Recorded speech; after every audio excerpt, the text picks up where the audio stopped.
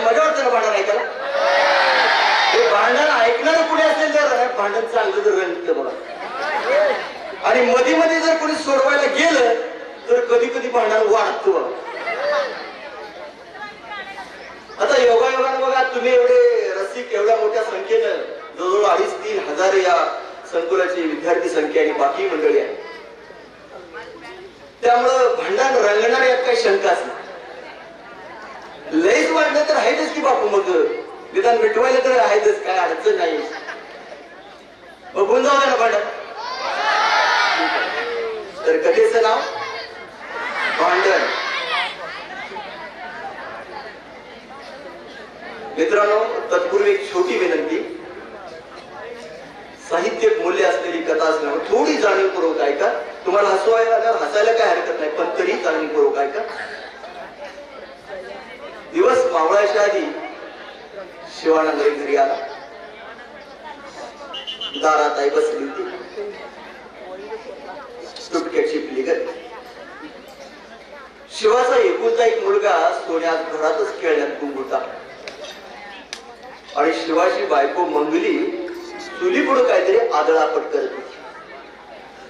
बघतोय तर काय बघ, बायको बघून अशी टंक, उकळत्या तेलात तळलेल्या पुरीसारखी सरसकट बायको गेलेली आणि शिवाकडे बघून बघ असं मारक्या म्हशीसारखी तंबायला लागली का नाही. घरातलं वातावरण तापलं का शिवाला मागचा दिवस आठवायचं. 5-6 वर्षापूर्वी शिवाचं लगीन झालं. लगीन झाल्यावर वर्षभरातच घरात बाळ आलं. आता लगीन झाल्यावर दुसरं काय होणार म्हणा. शिवाला मुलगा झाला. शिवाला म्हणजे शिवाच्या बायकोला झाला. शिवाला कसा होईल. कसं झालं असतं तर सगळं गाव आश्चर्य बघायला आलं असतं. पेपरात शिवाचा आणि त्या बाळाचा फोटो छापून आला असता. टीव्हीला ब्रेकिंग न्यूज आली असती. सांगण्याचा हेतू म्हणजे शिवाच्या बायकोला मंगलीला मुलगा झाला. दिवसामागून दिवस सरलं, वर्ष संपली, पण सासू सुनाची कुरबुर काही कमी नाही. नावानाव वाढतच गेली. खुडूक कोंबडीवर नाही कडे मंगली सासूला टोचून बोलायची. म्हणायची खुडकी तोडा, आता काय अंडी घालणार आहेस का पेंडी काढणार आहेस. तुला पटकीची धार कशी येणार. अजून किती दिवस असं आईत बसून गिळायचे हाय. बोलण्याचा रोग कोंबडीकडं तर बोलण्याचा झोप म्हातारीकडं. म्हातारी पण पुढच्या तुडीची. म्हातारी का नाही शेजारच्या कुत्र्यावरनं सुनला टोमणं मारायची.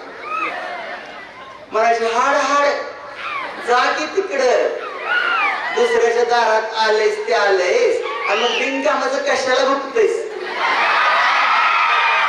त्या गुणानं तर कुत्र्याच्या जन्माला गेलेस कुत्र्याच्या. अहो दोघी एकमेकीला असं नाहीत असल्या वया घाणीघाण शिव्या देऊन एकमेकीचा उद्धार करायचा. एकदम इच्छीव शिव्या तेवढी पत्त्याच्या डावात आहे का नाही एकापेक्षा सरस अशी पानं टाकावी तशा या शिव्या फेकायच्या होत्या. मंगलीला कधी कधी इतका वैतागायचा आणि मंगली वैतागून म्हणायची तुझं मड बसवलं मी भितराला टिपू. म्हातारी म्हणायची का तुझं टेकत नाही कलंड काही. मग मंगलीचा आणखी बघा राग वाहणार व्हायचा आणि मंगली पुन्हा वैतागून तुला नेलं मी चौघाच्या खांद्यावर. म्हातारी म्हणायची मला चौघाच्या खांद्यावर आणि तुला काय देव इमान पाठवून द्यायचं आहे का. आणि मग मंगलीला असा जाम राग यायचा आणि मंगली म्हणायची तुला नेऊन वड्याच्या काठाला जाळल्याशिवाय माझा जीव थंड व्हायचा नाही असं वैतागलं. म्हातारी पण म्हणायची तुला नेऊन वड्याच्या काठाला जाळून तिसऱ्या दिवशी तुझी माती लुटून दहावा करून 13व्याचं गाण खाल्ल्याशिवाय माझ्या तोंडाला चव यायची नाही. अशी एका गमतच म्हातारी म्हणायची दमगीर व्हायची तरी म्हणायची. दोघी एकमेकीला अशा बघा खाऊ का ठेव करायच्या. कायम बघा दोघी छत्तीचा आकडा. खर तर सुनचा 63चा आकडा असावा. एकमेकीच्या गळ्यात गळा घालायला निघालेल्या मायलिकी सारखा. नवरा बायकोचा 33चा आकडा असावा. लग्न झाल्यावर नवरा पुढं तर लाजत मुरडत डोक्यावरचा पदर सांभाळत सावलीसारखी बायको माग माग. आणि मुलं बाळ झाल्यावर बायको पुढं तर ब्यागा आले बाळ सांभाळत हे विचार माग माग. बाप लेकाचा 66चा आकडा असावा. बाप पुढं तर लेक माग. मुलगा मोठा झाल्यावर आधाराच्या काठीसारखा मुलगा पुढं तर बाप माग. पण या घरात आकड्याचं गणित म्हणून काय जुळलं नाही. कायम दोघीचा असा 36चा आकडा म्हणा. शिवाला अक्षरशः जीव नकोसा झाला. त्याला वाटायचं यांच्या राशीतच काहीतरी आडकाठी असत. आई एक काळे आणि बायको आखडू. आई निमताळी तर बायको गतकाळी. आईची सारखी वटवट वटवट तर बायकोची कटकट. खरंच शिवाला जीव नकोसा झालेला. एवढ्यात बघा मंगलीनं चहाचा कप आणून शिवा पुढे ठेवला आणि म्हातारी पुढं कप बशी जवळजवळ थोडं कमी आदळीच. तसा शिवा आठवणीच्या तंद्रीतनं बाहेर आला तर सोन्या मम्मीला म्हणत होता, मम्मी आज मला नुसता चहा पाहिजे, नुसता चहा पाहिजे. मंगलीला आधीच राग आलेला. मंगली म्हणजे तुझ्या बाणा घेऊन नुसता चहा असं म्हणत मंगलीने बघा नुसता थोडा चहाचा टिकला टाकलेला असा दुधाचा पेला सोन्या पुढे धरला. सोन्याला असं पेल्यात वाकून बघितलं. मम्मीनं नावाला चहाचा टिकला टाकलेला हात झिंजाडला. कसं बघा दुधाचा पेला खाली पडला. सगळ्या परशीवर शितुड उडलं, वघाळ पसरलं. बारक असताना सोन्यानं सू केल्यावडी चुलीवरचं दूध उतू जावं तसा मंगलीचा राग असा फसफसत वर आला आणि सोन्याच्या दंडाला धरून कणाकण मारायला लागली. सासूचा राग लेकरावर काढायला लागली. म्हातारीने तर बघा चहा पिऊन झालं गप्प बसायचं का? पण गप्प बस त्यावेळी म्हातारी गप्प बसली तर ती म्हातारी कसली. चहा घोटून झाल्यावर म्हातारीनं बघा झोपणाऱ्या चुलीत काढी टाकावी तशी काढी टाकलीच. आणि म्हातारी म्हणजे मारून टाक एकदाशी लेकराला म्हणजे तुझा जीव थंड होईल. मंगली म्हणली माझ्या पोराला मी मारीन नाही तर पुरीन. तुम्हाला काय म्हातारी म्हणली त्या गुणानं तर देव दुसरं दिना झालाय. सोन्याला 5 वर्ष होत आली कुसवांजच होत चालल्या. आणि मंगली म्हणली पण तू लय गुणाची ग. म्हणली लय गुणाची. तुझं गुण कोणी सांगावं आणि किती सांगावं. आपल्या या फाटक्या तोंडामुळं तर मामांजीनं जीव लवकर सोडला. हुंड्या कपाळानं का भिकाऱ्या दारात बसावं लागते. मंगलीनं बघा म्हातारीच्या जगमोर मीठ चोळत तिच्या वरमावरच टोला हाणला. म्हातारीने तो टोला तिथल्या तिथं उलटा फिरवला.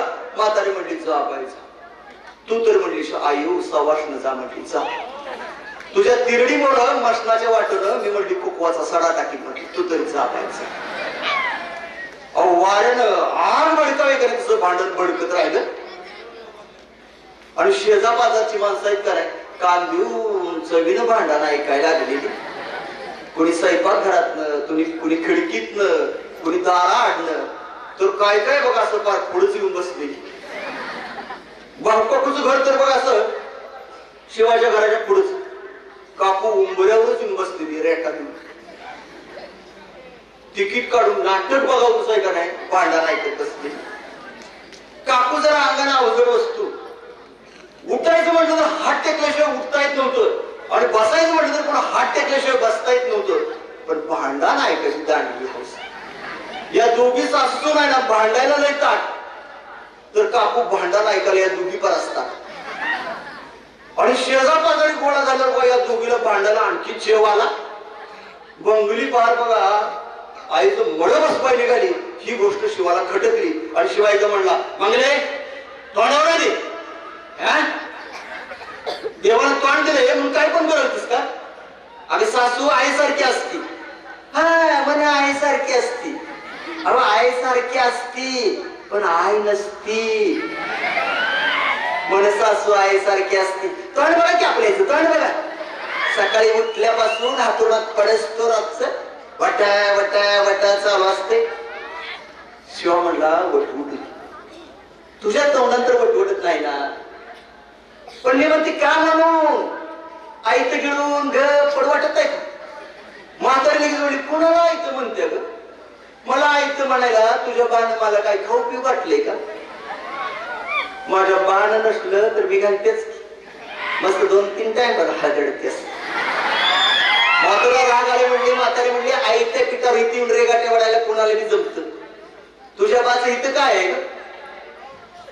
मंगली म्हणली मग वडत बसायच्या नव्हत्याच का एकटीनच कशाला केलंस लेकाचं लगीन. म्हातारी म्हणली एवढ्या पावरीची आई माहित असती तर कशाला केलं असतं लगीन आणि कशाला असली कैदासी सून आणली असती घरला. मंगली म्हणली तीच म्हणते मी. आणि नवऱ्याकडे बघत म्हणली लोक सोडायचा नव्हता का देवाला गोळी सोडल्यावर. शिवाला राग आला म्हणा मंगली तोंडावर. मंगलीचा पण राग वाढलेला. मंगलीनं बघा शिवावरच असं डोळं वटारलं. म्हणले आधी आपल्या आईला सांगायचं आईला सांगायचं. शिवाचा नाईलाज झाला. शिवा गप झाला आणि पुन्हा आईला म्हणला आई तू तरी गप की ग. असं म्हणल्याबरोबर लगेच म्हातारी म्हणली तुला बी माझंच तोंड दिसतंय या. तुझ्या लाडक्या बहिणीच्या तोंडाला एखादा टाळून बसव की म्हटलं. आणि जेव्हा पाहिजे तेव्हा टाळाकडून गुलगुलू गुलगुलू बोलत बस. तू जाऊन बसतोय असं राहणार आणि इथं आम्हाला बिनकामाचा त्रास. देवा देवा देवा म्हणली कसला गड्यासारखा बापईच्या बापई बायकोच्या हातचा पार बैल झाला आणि नंदी बैलासारखा तिच्या बडोबाण हलवतेच हलवते. वै बाया वै बाया. म्हातारी नाही का नाही नंदी बैलाचं स्वांगच काढलं म्हणाय. शिवाय एकदा म्हणला हे तमाशा बंद करा दे. शिवाचा राग बघून म्हातारी थोडी गप झाली. मंगली पण गप झाली. थोडा वेळ भांडण मिटल्यासारखं झालं आणि एवढ्याच बघा दारात नाही का शेजारचं असं गणू तर चाललं होतं. तात्याकडे बघत बघत म्हातारी म्हणली नव तात्या तुमची सून अशीच बोलते का सासू सासऱ्याला. तात्या आपलं थोडं माघारी वळलं आणि म्हटलं तुमच्या घरगुती भांडणात मी काय सांगणार म्हणा. तरी बी एवढंच सांगतो भांडून भांडण मिटल्याचं आणि अडचण सुटल्याचं माझ्या तरी काय ऐकिवात नाही बघा. तेव्हा काय अडचण असतं तर घरात बसून एकमेकाच्या समजुतीनं सोडवा भांडू नका. असं तात्याला आपला सबुरीचा सल्ला दिला. पण म्हातारीला वाटलं तात्या आपल्यालाच दोष देते. म्हातारीने तिथंच पडलेले पायतान घेतलं आणि तात्याकडे फेकत म्हणली हे घ्या पायतान आणि माझं काही चुकलं असलं तर हाणा माझ्याच डोक्यात 4 जोड. तात्या म्हणलं आता काय सांगायचं. नाही नाही तात्या तुम्हीच न्याय निवाडा करा. तात्या म्हणलं न्याय निवाडा करायला तुम्ही गप तर बसायला पाहिजे का. मंगलीनं कुठं दम निघतो. मंगली लगेच म्हणे गप बसत्यावी म्हातारी. निम्मी अर्धी हाडे मशनात गेली तर गप बसला फिरली. आता कशाची गप बसत्या. जाताना तिरडीवर तरी गप बसली तर देव बऱ्यावर आहे म्हणायचा. नाही त्यावर पण उठून बसायची भूतासारखी येणाऱ्याच्या नावाला खडं पडत आणि कवाईची वाचा बसत्या पुढाच ठाऊक.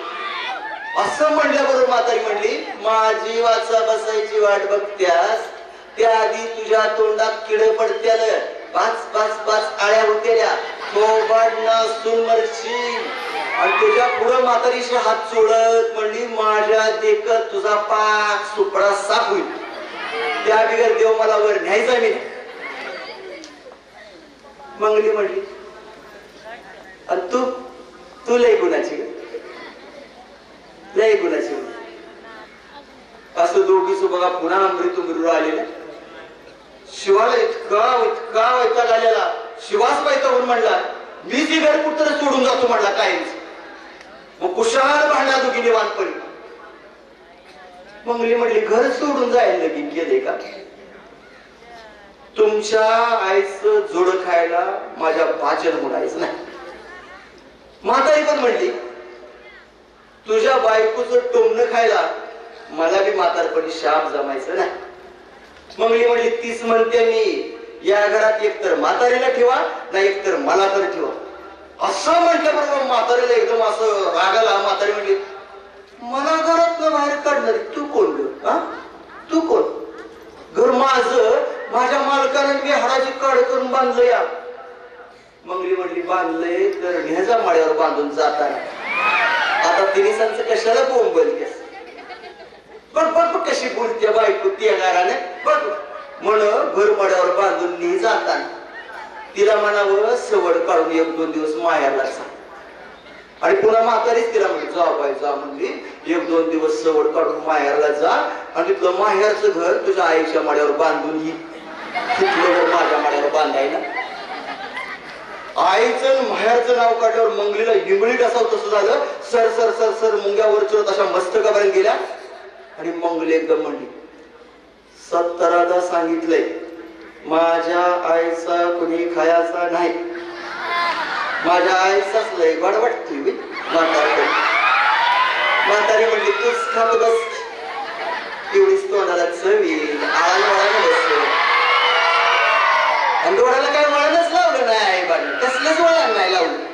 आणि मंगली म्हणजे तुझं घरानं लय वळणाचं ग, लय वळणाचं, अख्ख्या गावात तुझंच घरानं वळणाचं. ही म्हातारी अशी भांडखोरी. आणि पुन्हा नवऱ्याकडे बघत म्हणली आणि लोक असा करणीचा मोगा. आणि लगीन होऊन गेलेली बंद या दोघांच्या पुढची दोघांचा अख्खा राशन कार्डच खराब आहे. आणि बाणवी माझं नाव आणून त्यातच गाठले. अशा घरात पोरगी देण्यापरास एखाद्या हिरीत टाकली असते. म्हातारी म्हणली ती तुझ्या बाला कळाय नको का बघ. म्हातारपणा 3दा आला माझ्या दारात आणि गोड बोलून माझ्या लेकाच्या गळ्यात ही अशा आवतच आणून बांधली.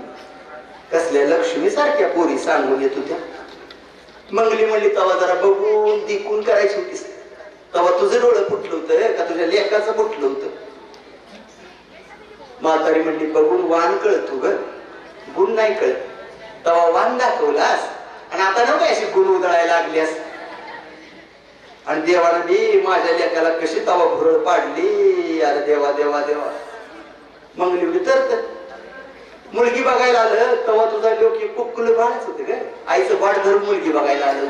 बरोबर कशी बोलत्या नाक उचलून त्या नाकाची छिपरी कुत्री. तसा मंगलीला राग आला. मंगली तावा तावाने म्हातारीच्या अंगावर गेली. म्हातारीने मंगलीचा हात असा उलटा धरून पेरगळा आय करत मंगली हात सोडून घेतला आणि म्हातारीच्या झिंजा धरल्या. खाली वाकून म्हातारीला खाली पाडून मंगलीच्या ओळावर बसली. आणि शेजापाजाची माणसं आहेत काय एखादा असा लाईव्ह शो बघावा शेवटच्या फायनल कुस्तीचा कसा असं बघायला लागली. शिवाने एकदा बाहेर गोळा झालेल्या माणसाकडे बघितलं आणि एकदा ही आईची बायकोची झंगड पकड बघितली. शिवाला असा राग आला. शिवानं मंगलीला आईवरनं 2 शिव्या हसडल्या आणि तावा तावानं पुढे जाऊन मंगलीच्या दंडाला धरून आईच्या अंगावर असं हिसका देऊन बाजूला काढलं आणि ताड ताड 2 मुस्कारे दिल्या. तशी मंगली आरडायला लागली, वरडायला लागली, स्वतःच्या झिंग्या धरून अशा उपटायला लागली, जीवाचा सत्यानाश करून घ्यायला लागली. म्हणली म्हातारी पण या थिरडी पण तुम्ही माझ्यावर हात टाकला, माझ्यावर हात टाकला. आणि तुला काय वाटलं कोणाच ठाऊक बघा. एकदम बघा तिथल्या तिथं असं सांगाडीच्या कोपऱ्याकडे पळाले आणि तिथलं रॉकेटचं डबडच हातात घेऊन आले. म्हणली आज मला शाप जगायचं नाही. कुणासाठी जगायचं? ज्याच्या बरोबर लगीन केलं तो नवरा बी आपला नाही, मग कुणासाठी जगायचं? बायकोचा हे अवतार बघून शिवाची पाचावर धारण बसली. म्हातारी तर बघा जागली बसली, जागचा गेला गम झाली. एवढ्यात शिवाने ओळखलं. मंगलीने पण आधीच ओळखलं होतं. भ्या घालण्यासाठी मंगली असं डबड्याचं टोपण काढायला लागली. तसा शिवा एकदम पाच दिवशी पुढे झाला. तिच्या हातातलं डबडं हिसकावून गेला. मंगली सोडता सोडना दोघांच्या झगापटीत बघा ते राखेलचं डबडं खाली पडलं. सगळ्या घरात राखेल सांडलं. आधीच दूध सांडलेलं त्यात राखेल विसळलं आणि घाण वास सुटली. तेवढ्यात पण मंगली घरातून बाहेर गेली आणि बाहेर जात जात म्हटली काही बी झालं तर आज मला जगायचं नाही. शिवा म्हणला मंगले मंगले गप म्हणा आधी आ तू तुला सरळ. मंगली म्हणली आज हिरीत उडी टाकून जीव देईन पण घरला म्हणून माघार येणार नाही. आणि पायात चप्पल न घालताच मंगली बघा मळ्याच्या वाटाला लागली. गप झालेली म्हातारी एकदम अशी ठो ठो ठो बोंबला लागली. शिवा पुढे झाला आणि म्हटला हात धरत म्हणला मरत्या तर मरुदी म्हटला तुझ्या मागची कायमची किटकिट तर टळ. तसं म्हणू नको बाबा. अगं मरुदी म्हणलाय मला पण वैताग आलायचं. तसं कसं म्हणून चालू बाबा. तिने सांची येळ घरात लक्ष्मी यायचं वकूत. अशा वेळेला घरातली लक्ष्मी बाहेर जाणं चांगलं नसतं. आधीच मंगलीला पाहुता पण येत नाही. तिने काय जीवाचं बरं वाईट करून घेतलं तर आपलं घर माणसात नव्हतं.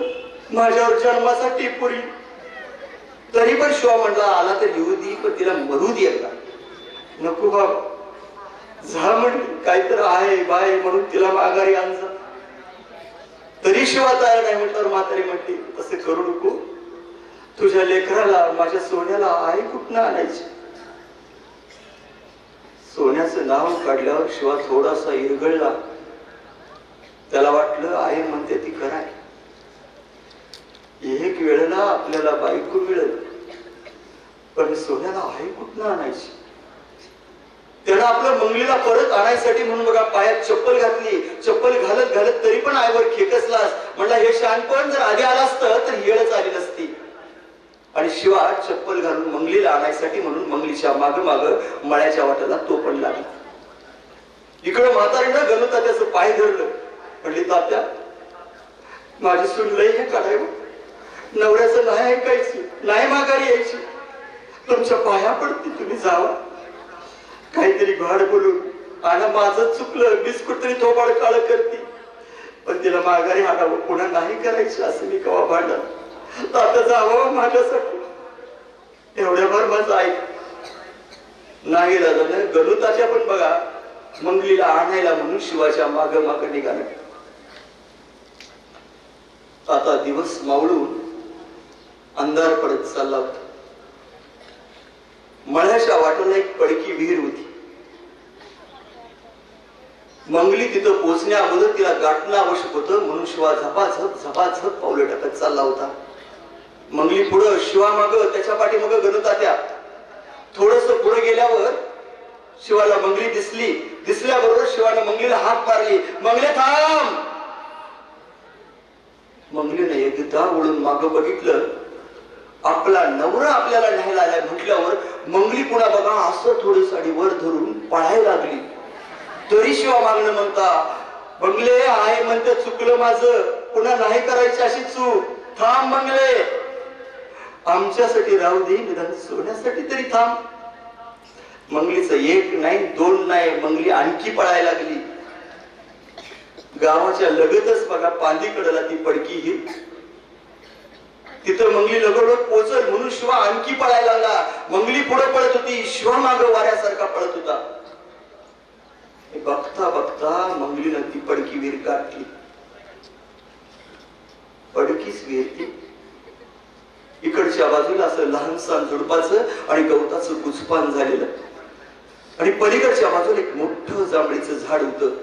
त्या बुंद्याच्या आड मंगली जाऊन टपली आणि असं वाकून बघत होती. शिवा पळत येता. शिवा वाऱ्यासारखा पळत होता. शिवा आणखी जवळ आला आणखी जवळ आला. मंगलीला काय वाटलं कुणास ठाऊक. तिनं तिच्या अवसरातला एक मोठा धोंडा उचलला आणि विहिरीत फेकला. धडाम करून जसा आवाज आला तसा शिवा दचकला. जाग्यावरच थांबला.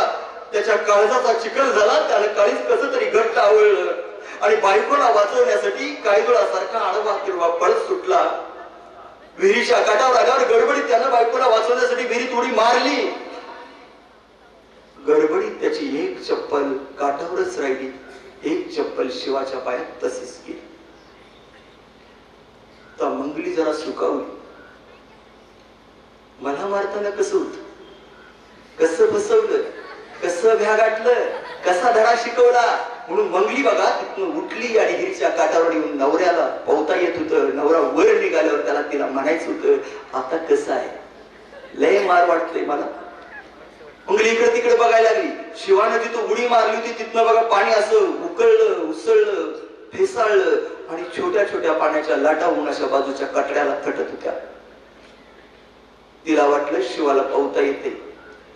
इकडे पायरीकडे निघल, इकडे चौंडीकडे येईल, इकडे त्या पडक्या झुडपातनं बाहेर निघल, इकडील तिकडील. पण नुसतंच पाण्याचं बुडबुड, खडूळ शार पाण्याचं बुडबुड येत राहिलं.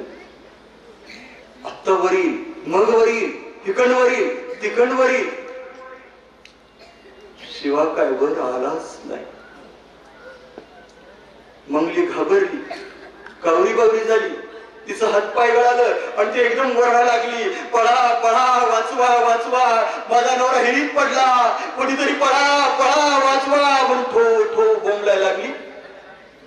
हिर गावाच्या लगतच असल्यामुळं बघता बघता 50 माणूस गोळा झालं. हिरी भोवती बुरकंड पडली. सगळ्यांना आचिट वाटायला लागलं. गणुतात्या पण त्यात होत. तात्याने एक दोघांना कासरा आणायला जवळच्या घरात लगेच पाठवलं आणि 2 धाडशी गडी शिवाला वाचवण्यासाठी म्हणून हळूच कस तरी हिरीत उतरलं. एक जराच्या हाताला शिवाचं धड थटलं.